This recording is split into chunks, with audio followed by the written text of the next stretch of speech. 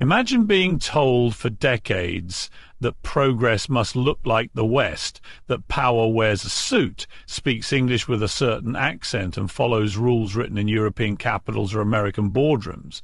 Now imagine a nation that looks them dead in the eye and says, "No, thank you." That nation is India.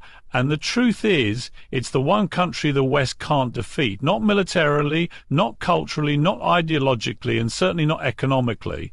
And certainly not, and it drives them absolutely insane. India doesn't just have strength, it has memory, civilizational memory. It's not a country that was born yesterday. It's not an artificial state stitched together by colonizers or built on stolen land. It's one of the oldest living civilizations in human history. While Europe was still crawling through the Dark Ages, India had universities, surgery, philosophy, mathematics, and literature. The West tried everything: divide and rule, famine, cultural erasure, conversion campaigns, but it couldn't kill the soul of India, because you can't defeat what refuses to forget who it is. And now that soul is awake again. Look at the demographics. The average age in India is under 30. Do you understand what that means? 1 billion plus people, the majority of them young, hungry, and connected to the digital world. That's not just a market, it's a movement.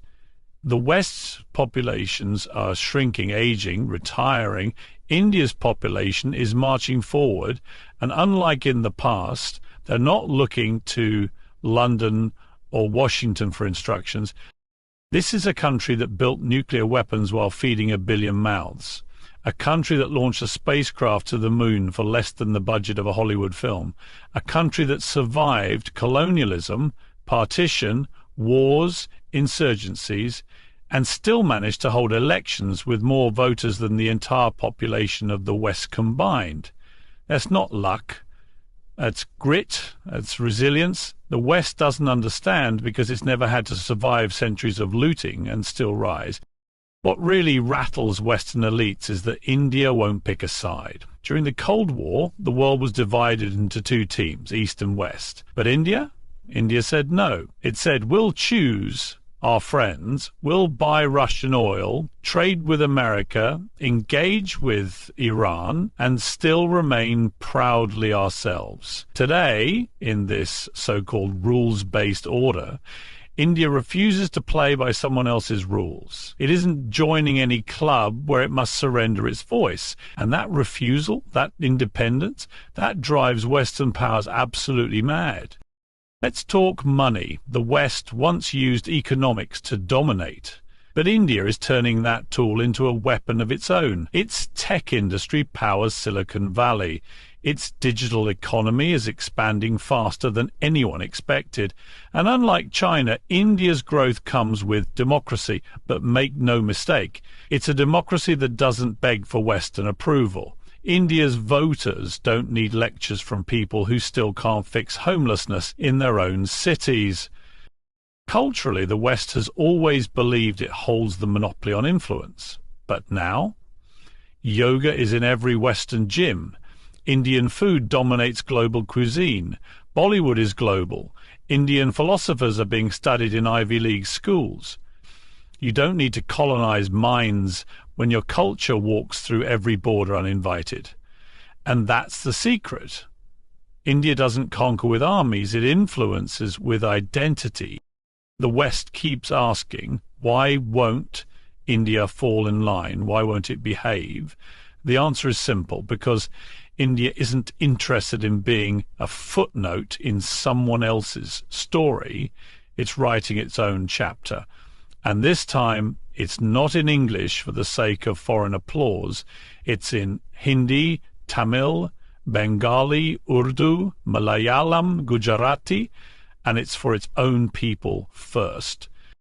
There's a lesson here, one the West still refuses to learn. You can't defeat what doesn't want what you're selling. India doesn't want your validation. It wants dignity, sovereignty, respect.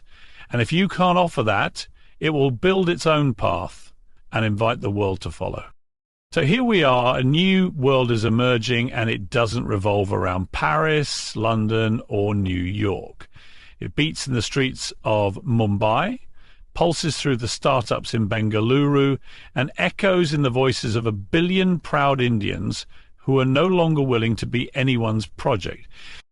They tried to defeat India through empires, they failed. Through economics, they failed. Through ideology, they failed. And now through pressure and propaganda, they will fail again. Because India isn't just rising, India is remembering. And when a civilization remembers who it is, you don't defeat it. You get out of its way, or you get run over. India's strength lies not just in its economy, military, or diplomacy. It lies in something far deeper, its civilizational identity. Unlike many modern nations that were born from revolutions, border shifts, or colonial arrangements, India is a continuous civilization. Its roots go back over 5,000 years. It's the land of the Vedas, the Upanishads, the Mahabharata, and the Ramayana. It's the birthplace of Jainism, Buddhism, Sikhism, and Hinduism. It has seen empires rise and fall, invade